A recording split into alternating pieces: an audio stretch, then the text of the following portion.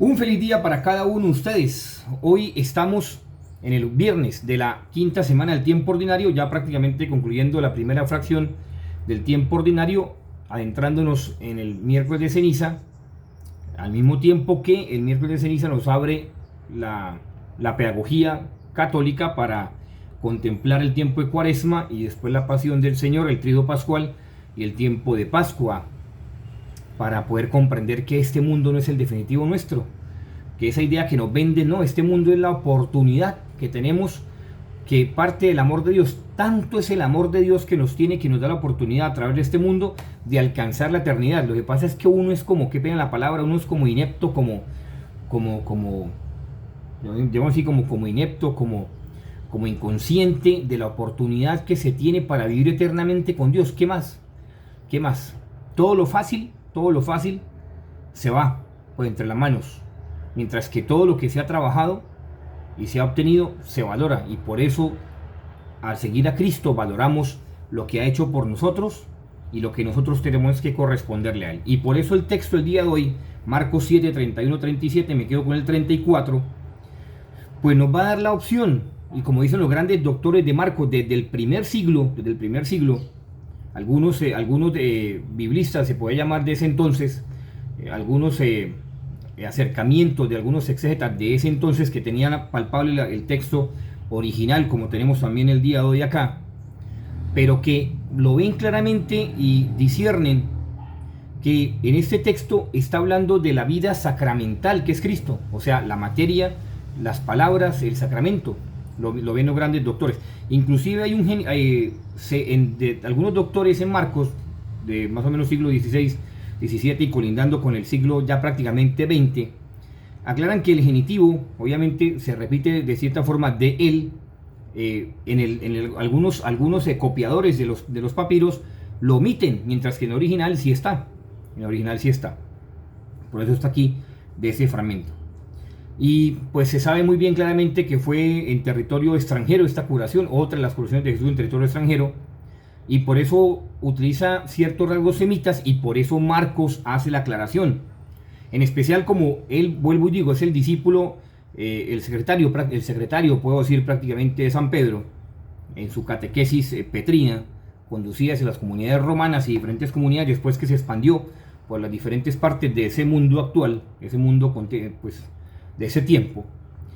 Pues mire como dice en griego, y sobre todo que se adentra en la persona de Pedro para poder entonces constatar que la información es verídica. Mire cómo dice entonces el fragmento en griego. Thous uras, pero el griego del primer siglo. Esta neseis kais legeis thous éfasa, o cis diano gesteis. Diano gesteis. Ese sí, palabra del Señor para ti, Señor Jesús. Pero lo interesante que está hablando aquí, que esa palabra sí no la traduce, sino se queda una palabra, un vocablo que es entre el hebreo, y el arameo del primer siglo. Es una transición, es como decir, una transición entre, podemos llamarlo entre el portugués y el español, podemos más o menos llamarlo, colindarlo entre palabras que son propias, pero que tienen un significado parecido entre diferentes idiomas, que se fata. Pues en arameo está hablando de lo que es la acción revelada por el Mesías, es decir, lo que hablamos el día de ayer, el famoso secreto mesiánico, y que este mismo secreto mesiánico está reflejado en la persona de Pedro,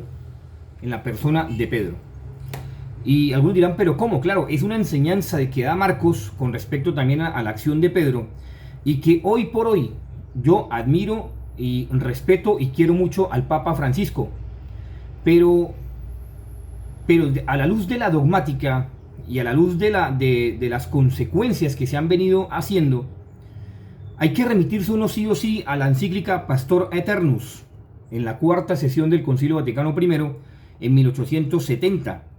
Voy a tomar el canon para poder entonces, sobre todo porque está escrito en latín, también obviamente el español, pero en latín se hace más perfecto lo que el sentir de la iglesia, porque hay cosas que son difíciles de traducir. Dice, quis autem huic nostrae, definición in contradicere, quos Deut avertat, presum serit, anatema sit.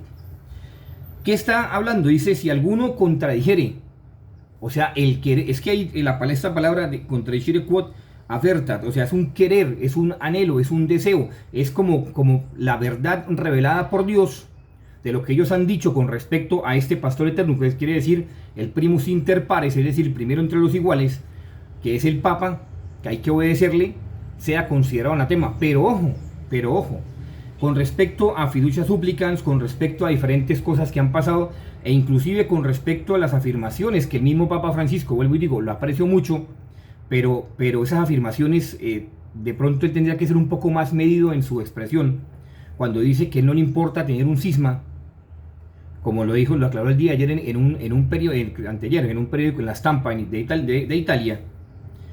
Pues uno se queda pensando y dice, el Papa tiene que confirmar a los hermanos en la fe.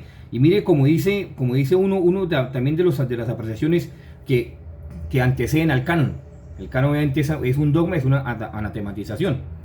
Y dice, Nenquin enim Petris, successoribus Spiritus Sanctis promisum est. En latín es un poco más profundo, pero traducido al español más o menos dice de esta forma. Pues no fue prometido a los sucesores de Pedro, el Espíritu Santo, para que por revelación suya manifestaran una nueva doctrina. O sea, no pueden hacer una nueva doctrina, sino que para que con su asistencia santamente custodiaran y fielmente expusieran la revelación transmitida por los apóstoles o depósito de la fe. En latín obviamente dice una forma más, sobre todo porque me gusta más en el término latín, dice Santa Custodiam et Fideliter Exponerent. O sea, es mucho más profundo el latín. Y continúa, y ciertamente la apostólica doctrina de ellos, todos los venerables padres, le han abrazado, y los santos doctores ortodoxos, venerando y seguidos sabiendo principalmente que esta sede de San Pedro permanece siempre intacta de todo error, según la promesa de nuestro divino Salvador hecha al príncipe de sus discípulos.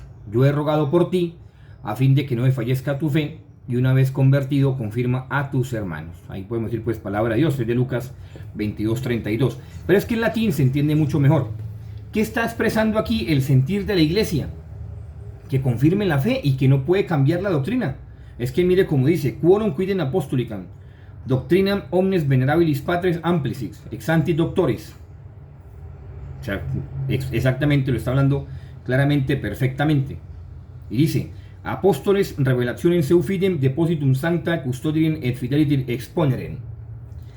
¿Qué está expresando aquí el sentir dogmático? Es que ahí si usted, dogmáticamente, ahí si usted no puede decir, es que quiero creer o no quiero creer, no, es que sentencia apostólica. Como dice el Papa Pío IX, recibió el concilio de Calcedonia, el concilio de Constantinopla y el concilio de León. El sentir que él aprovechó y sentenció el dogma primus inter pares, es decir, el primero entre los iguales, con la encíclica Pastor Aeternus de 1870. Bueno, está expresando, y como dice el texto del Evangelio, para entrar ya para no alargarnos en la reflexión del día de hoy, está hablando de que el príncipe de los apóstoles, o sea Pedro, tiene que salvaguardar la fe. Y salvaguardar la fe es colocar límites en cuanto a las enseñanzas que él ha recibido de los apóstoles.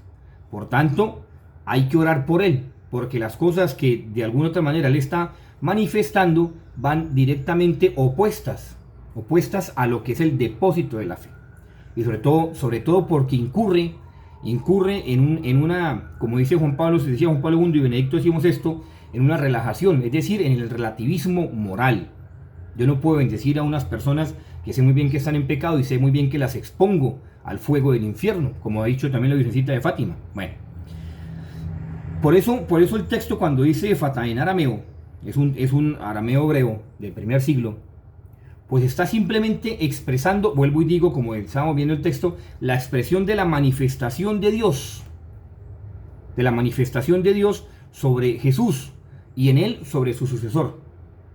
Por eso Éfata quiere decir ábrete, pero en un sentido ya obviamente más lineal del arameo, traducido más o menos con esas matices hebraicas, pues obviamente está queriendo decir, digamos, como que hágase abierto, como quien dice, reciba, hágase abierto y reciba.